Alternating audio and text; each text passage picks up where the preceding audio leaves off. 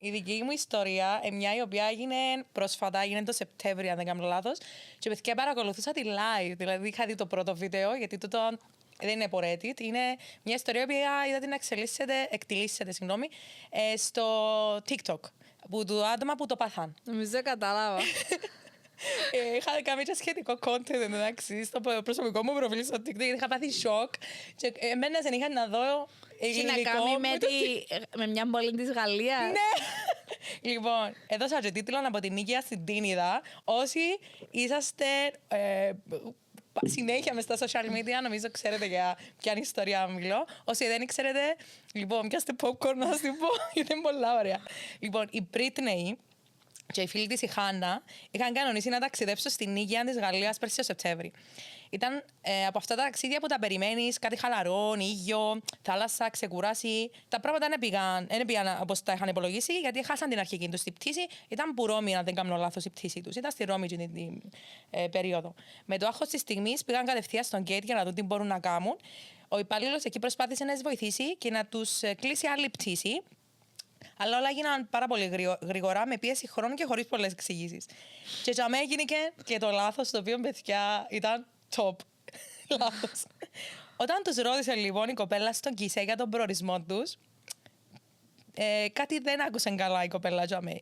Και αντί για Νίκαια, δηλαδή στα αγγλικά Nice. Ναι, where are you going?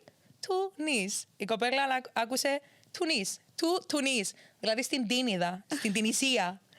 Και έκοψε τους εισιτήρια, αντί να πας στην Νίκαια, με τα σορτσάκια τους, με τα καπέλα τους, τα ψάθινα κτλ. Έκοψε τους να πάνε στην Τίνιδα της Τινησίας. Χωρίς να το καταλάβουν, πιάσαν τα... Δεν ξέρω, είσαι κάτι βασικό.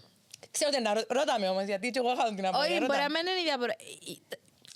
Τα λεφτά του εισιτηρίου, ας πούμε. Ενώ άλλο να πάει σε Ευρώπη, άλλο να πάει. Δεν είναι παραξενευτικά. Κάτι που η Ρώμη έχει οικονομικές πτήσεις για την είδα. Ναι. Θεωρώ ότι μπορεί να μην το καταλάβαν. Και επειδή είναι και Αμερικανίδες, θεωρώ. Δεν το λέω υποτιμητικά, λέω από την έννοια ότι το κόστος των εισιτηρίων είναι τραγικό. Θεωρώ μπορεί να μην το κοιτάξαν καθόλου. Η ερώτηση μου εμένα, δεν είδαν το boarding pass? Δεν είδαν ότι... Αν ετρέχαν, λογικά δεν το είδαν. Ναι, όπως φαίνεται δεν το είδαν. Η κοπέλα δεν είδε ότι ήταν με τα σορτσάκια τους. Δεν το είδαν. Δεν το προσέξαν και μπορούσαν να προλάβουν την πτήση. Τρέχα μέσα στο αεροδρόμιο με το άγχος να μην χάσουν και τούτη την πτήση. Φτάνουν στον gate, επιβιβάζονται σχεδόν τελευταίο και μπαίνουν στο αεροπλάνο. Και τώρα είναι το βίντεο το οποίο είχα δει, το οποίο αν καταφέρω με παιδιά να το βάλουμε να το δείτε και εσείς στο YouTube στο επεισόδιο. Γιατί οι παιδιά μπαίνουν μέσα και μέσα στο διάδρομο του αεροπλάνου που και πάνε να βρουν τις θέσεις και λένε we're going to Nice, we're going to Nice. Πάμε Νίκαια. Και ακούγεται σε αεροσυνοδό, και ακούγεται ένα αεροσυνοδό μες στο βίντεο. Συγγνώμη, που πάτε? Και δηλαδή διάστε μου, σας παρακαλώ, τα boarding pass σας. Και διά τα boarding pass λέει, οκ, πιένετε στο Nice, γιατί προς στιγμής λαλεί τους. Νομίζω ότι είπετε ότι πάτε Nice. Ενώ είναι οκ τελικά, οκ, to Nice που πάτε. Όχι, σε Νίκαια που πάμε.